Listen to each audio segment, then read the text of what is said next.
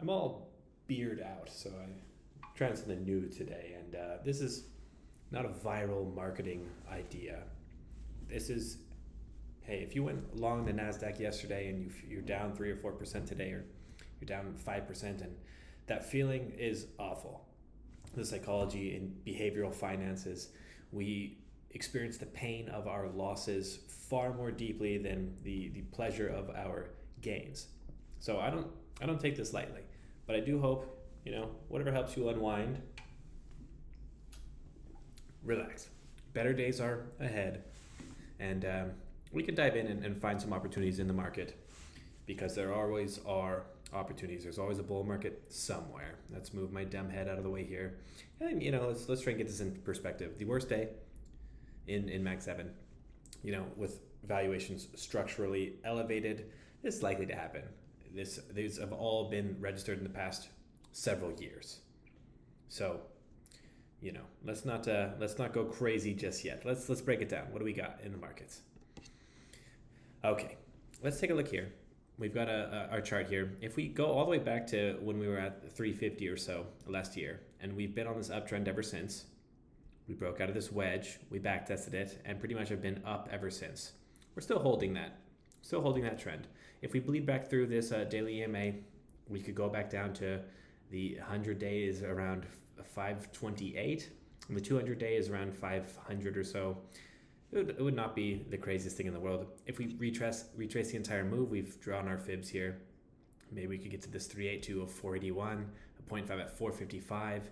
Starts to feel a little bit crazy if we were going to go all the way back down there. So let's wait and see. Let's pump the brakes. Haven't had a down 2% day in quite some time, so let's wait and see.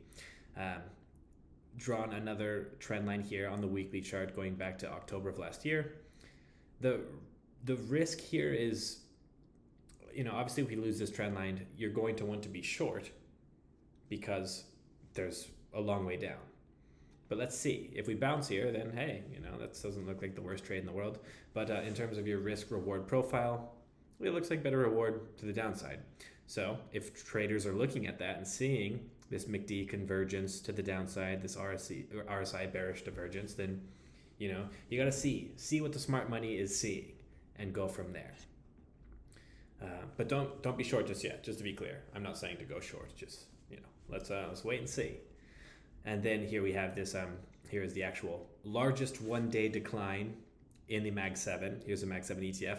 But again, look, even if we break down from here and keep selling down, we still have this mega trend. We could still go down another 10% further, bounce, and still be in a long-term secular uptrend. And we might not even need to go down any further. We're at the bottom of this Bollinger Band now.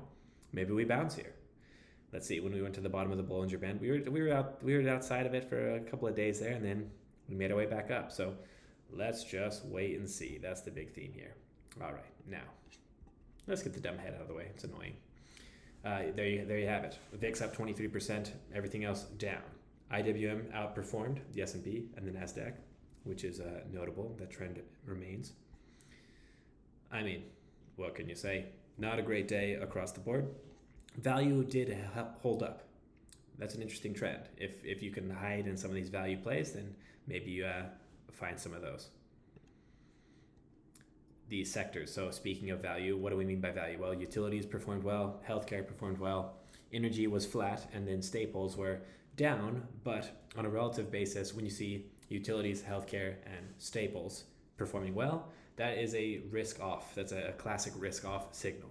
This is just one day, so let's not get ahead of ourselves, but noteworthy. Certainly noteworthy when utilities, healthcare, staples are leaders, and we have tech and discretionary getting crushed. The categories, not a ton to infer here. We're down. What can you say? We're going down. Semis down, especially bad. Let's wait and see. That's all you can do. If you're not positioned for this currently, then well, you should really be consulting with an advisor just to make sure, in the grand scheme of things, that you're all right. But if you haven't made any moves yet, we're in a wait and see regime at the time. That's what I would say, at least. This chart it's too noisy. There's too many tickers to say, but we're looking at the energy commodities, the metals, the precious metals, and some agricultural commodities. I just want to highlight the trend here is basically across the board here, everything is sideways to down. This type of price pressure, it looks like deflation to me. That's just a slow and steady grind sideways and down. Except there's one, if you look at this kind of neon green looking one that started here and sort of went up and to the right. And which one is it? It's gold. So, well, there's cotton here also, but I don't want to make any macroeconomic assertions based on the price of cotton.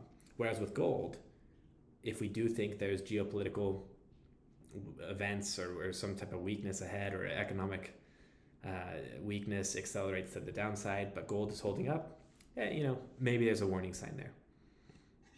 The 10-year yields across the board, again, not too much to look at here. What I did want to highlight, other than Turkey, but we can't make too much inference there, but the year-over-year rates, we're now at a point where we're not seeing these big moves on an annualized basis. We're pretty much holding steady, and I think the next move, well, think is even an understatement. The next move is going to be down in yields, in terms of the trend. So, we're pretty much holding steady. We've reached this equilibrium point. Now we're just seeing maybe the earnings is not where it wants to be, or the stock moves have gotten a little bit too far ahead of themselves. But the cost of capital has remained steady now for a good while. Let's see what the next big move, likely coming down. Let's see if the Federal Reserve cuts as soon as this July. We shall see. And just to take a look at what we're doing in cryptocurrency, you got to zoom out every once in a while and just look at the year-over-year stats, and it's pretty incredible, the moves we've seen. But no move more incredible, at least in the more prominent players, than Solana. My goodness. And on a down day, the relative strength here is certainly notable. 3.5% up on the day, almost 15% on the week. That's some serious relative strength there. And that's all for now. Let's stay in touch. Stay in touch, folks. And like I said at the top of the video, do what you got to do to unwind on a down day. Not ideal, but hey, if you're tuning in and enjoying yourself, then more power to you. It's all just numbers on a screen at the end of the day. There will be green days in the future. And if you would like to chat about the state of your portfolio, by all means, please do reach out. All right, take care, folks.